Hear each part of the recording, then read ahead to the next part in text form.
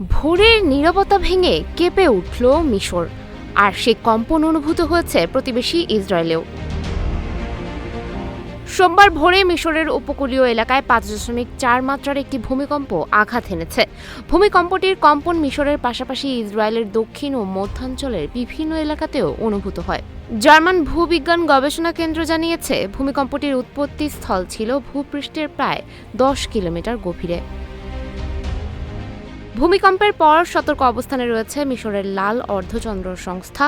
যেসব এলাকায় কম্পন অনুভূত হচ্ছে সেখানে জরুরি সেবার কর্মীদের প্রস্তুত রাখা হয়েছে। তবে এখন পর্যন্ত কোনো হতাহত বা বড় ধরনের ক্ষয়ক্ষতির খবর পাওয়া যায়নি।